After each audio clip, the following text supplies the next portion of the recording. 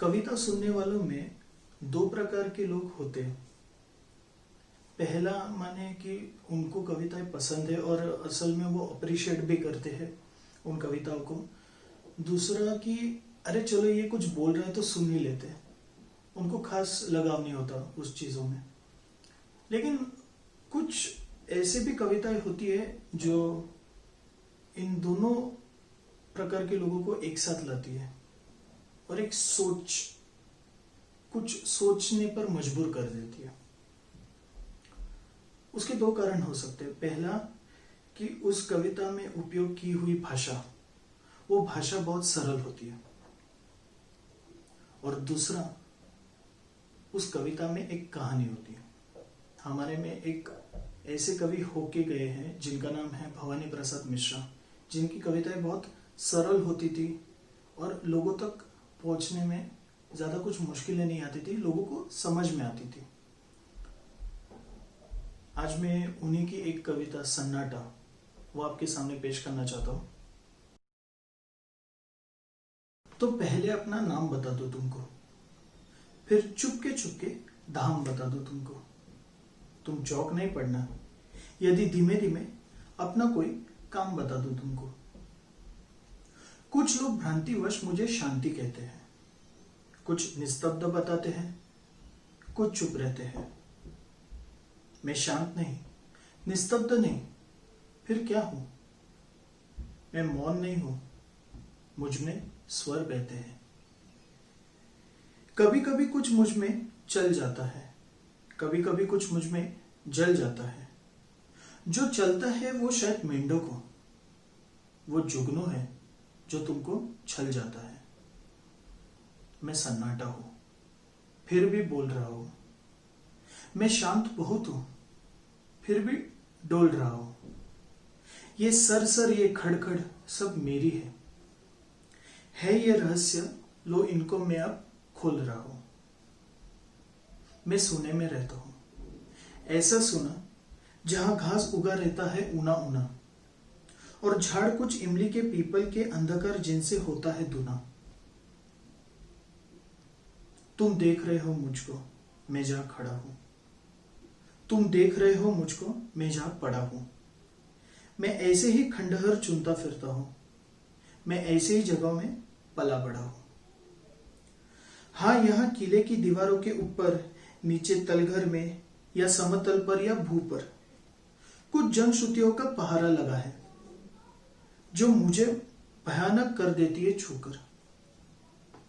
तुम डरो नहीं, डर वैसे कहां नहीं है, पर खास बात डर की कुछ यहां नहीं है। बस एक बात है, वो केवल ऐसी है, कुछ लोग यहां थे, अब वे यहां नहीं है। यहां बहुत दिन हुए एक थी रानी, इतिहास बताता नहीं है उसकी कहानी। वह किसी एक पागल पर जान दिए थी उसकी केवल एक यही नादानी। ये घाट नदी का जो टूट गया है, ये घाट नदी का जो अब फूट गया है। वो यहां बैठकर रोज रोज गाता था, वो यहां बैठकर रोज रोज गाता था। अब यहां बैठना उसका छूट गया है। शाम हुए रानी खिड़की पर आती थी, पागल के गीतों को वो दोहराती। तब पागल आता और बजाता बंसी, रानी उसकी बंसी पर छुप छुप कर गाती। किसी एक दिन राजा ने यह देखा, खींच गई हृदय पर उसके दुख की रेखा। यह बड़ा क्रोध में आया और रानी से उसने मांगा इन सब सांझों का लेखा जोखा। रानी बोली, पागल को जरा बुला दो। मैं पागल हूं राजा, तुम मुझे भुला दो। मैं बहुत दिनों से जाग रही हूं राजा, बंसी बजवा कर मुझको सुला दो। वो राजा था, हाँ, कोई खेल नहीं था। ऐसे जवाब से उसका कोई मेल नहीं था। रानी ऐसी बोली थी जैसे इस बड़े से किले में कोई जेल नहीं था। तुम जहां खड़े हो यही कभी सूली थी, तुम जहां खड़े हो यही कभी सूली थी। रानी की कोमल देह यही झूली थी। हाँ, पागल की भी यही, रानी की भी यही। राजा हंसकर बोला, रानी तू भूली थी। किंतु फिर राजा ने सुख जाना। किंतु नहीं, फिर राजा ने सुख जाना। हर जगह गूंजता था पागल का गाना।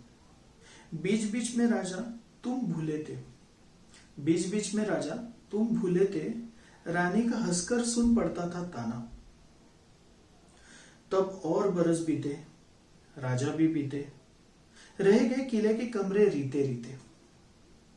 तब मैं आया, कुछ मेरे साथी आए, अब हम सब मिलकर करते हैं मंजीते।